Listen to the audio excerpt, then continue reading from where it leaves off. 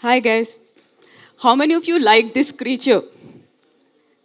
Mostly of all of you liked it. So you want this to survive? Yes. But let's see. I think something major which is going on in June itself. Let's see. Northern state of Chihuahua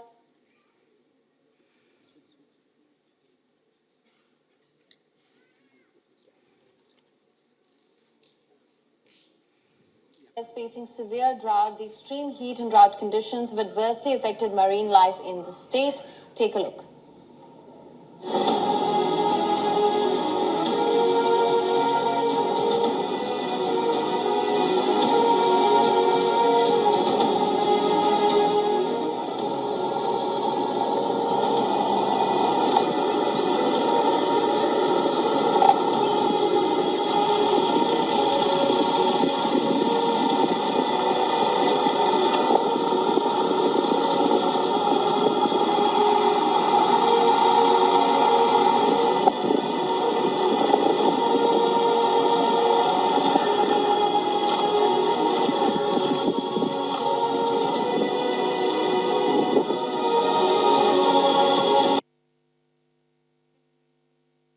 We see an international news on 7th June that most of the fish on this Chihuahua island had died because of the global warming, because the water was not there, the temperature was 113 Fahrenheit. But is it a cause to worry in India? Is it a cause?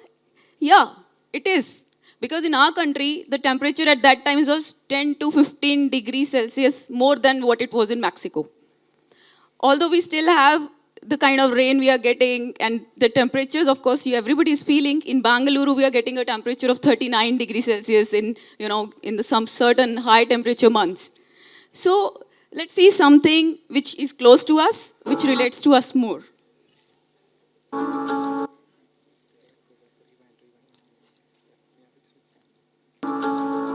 Leatherbacks are found in all oceans except Arctic and Antarctic. Within Indian Ocean, they nest only in Indonesia, Sri Lanka and Andaman and Nicobar Islands. Surveys conducted in Andaman and Nicobar Islands over the past 3 decades have shown that population here could be among the most important colonies of leatherback globally. Coming to the present context, there is a concern now, however, that at least 3 key nesting beaches, 2 on Little Andaman Islands and 1 on Great Nicobar Islands, are under threat due to mega development plans announced in recent months. These includes construction of ports, jetties, resorts and industries as major threat to the turtle populations. So that is the turtle which you saw in the first screen was the green turtle. This is leatherback turtle, which is an inhabitant in the Nicobar Islands, species which is found rarely in the Indian Ocean in our country. So we want it to survive. All of you, do you want it? So we should look forward to it. And what is happening is that there is a strategic situation in the country sometime because China is very active in the Indian Ocean, and it is right. Certain developments are required. But why are there residential developments we are seeing, and there are certain hotels which are planned? So we are trying to just put a humble request to the Ministry of Environment and Forests to replan it, at least evaluate it at the right level to save the ecology as well. What I wanted to highlight is that we are going to see the Great Nicobar project, seeing a 9.6 lakh trees would be cut down. And the compensatory afforestation for the loss of this unique rainforest has been planned in Haryana. You guys must be knowing I find learned people at IIM Bangalore, that a compensatory plantation is something which is usually done when roads are constructed, when there are expansions. There is some area on the side of the roads which is meant for the forest department. And the trees, when the roads are expanded, there is felling of trees. So what do is they take some lease land of some agriculturists or some institutional area to plant the trees during the time the roads are expanded, till the time they can replant the trees on the roadsides. But in this case, the scenario is not that. This habitat will be totally destroyed. And how do we see those species come up and this is a seismic area. We have already seen tsunami. So we are just trying to, at least, we have no administrative power. We are not into those kind of movements. So we are just putting a request as learned people, as citizens of India. And we would like you just see one scientist at the, this, we have a scientist from National Geographic, Julia Huggins. She has something to say about what happens when forests are gone. Trying to estimate how long it takes for some of those qualities to come back after a forest has been logged, it's not within hundreds of years. It may be thousands before they really fully reestablish. And if you think about it, that kind of makes sense. Returning to the glacier question, it takes a few hundred years to even get those trees there in the first place, the bigger conifers, and it takes many cycles of those trees before you start to establish those really thick soil layers and the nutrient cycling patterns that sustain the full complex diversity of an old growth forest. And yeah, when you log them, they're not back within 100 years or 200 years, those qualities. Yeah. Thousands probably, but we don't know because we haven't been able to really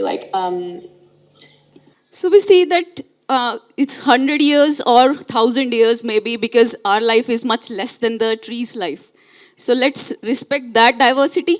So if this pond, this child, I'm not talking of future generations now. The alarming situation is this, that we do not have a good air to breathe for this child also. So if you want this child to survive, please support the cause to save the trees. And whichever tree you can plant, just every person should plant at least one tree. And as a part, like in the Buddhist culture, it is that every person, adopts one plant and makes it a tree and takes care of it throughout his life.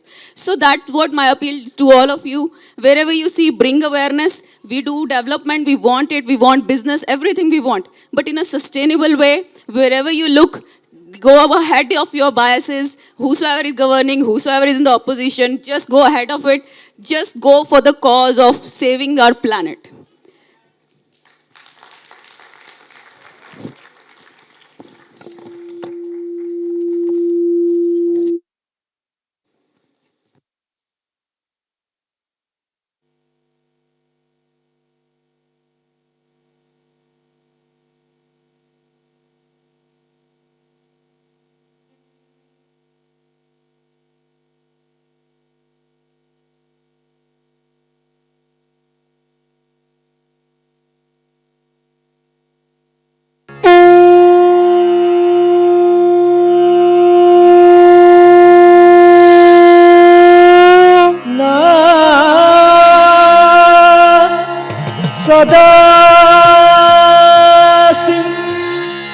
There was not then what is, nor what is not. There was no sky and no heaven beyond the sky.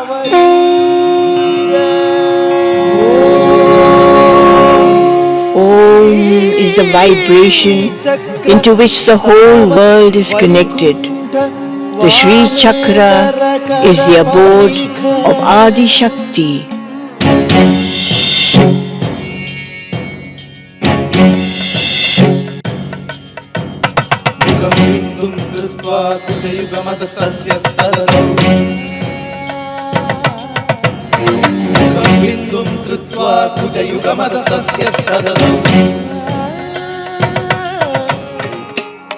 Later, the Sulba Shastras represent the traditional material along with further related elaboration of Vedic mathematics.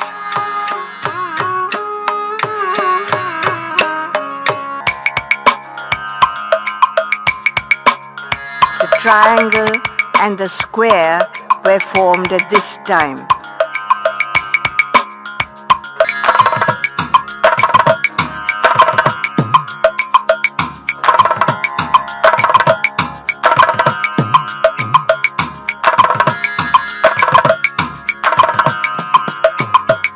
The circle continues even today in dance. There are also references to an early decimal system of finger counting.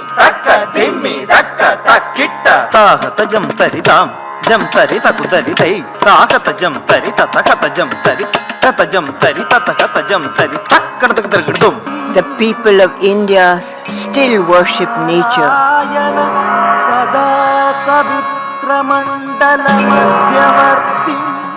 The Ashwini Kumaras, called divine physicians, studied from the sage Dadichi, who returned the dead to life.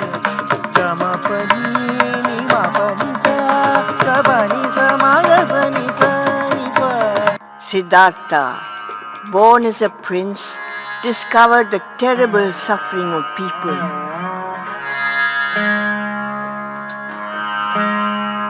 As tears flowed down his cheeks, he saw a white light.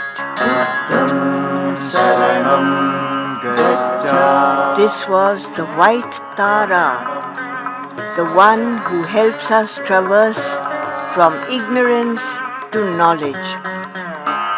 Jainism became a prominent religion with great mathematical knowledge. One especially important theorem was the formation of a triangle called Meru Prastha. In the 3rd century BC, Charaka highlighted the balancing, holding together, nourishing and supporting qualities of the body and mind, and was a master physician of Ayurveda. Aryabhatta, who was born in Patna in 476 AD, was a great astronomer. He described the true theory of the cause of the lunar and the solar eclipse and explained to people that eclipses were not caused by Rahu. Aryabhatta also laid the foundation of algebra. For example, it is obviously true that 1 plus 2 equals 2 plus 1. Brahmagupta it was who gave zeros importance in a book on mathematics and astronomy. Strangely enough, even in dance, the circumference of the sky is the pot with which the Mother Earth performs the dance. The sage called Bhaskara lived in the 10th century to teach his daughter Lilavati mathematics in a beautiful and poetic manner. Do you remember the great Mahabharata war and the final battle between Partha and Karna?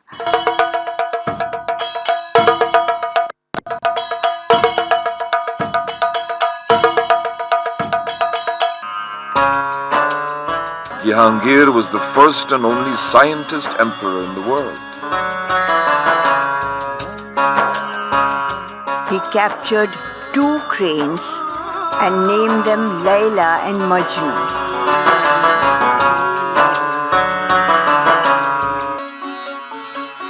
Jagdish Chandra Bose conducting experiments to show that plants and metals have feelings.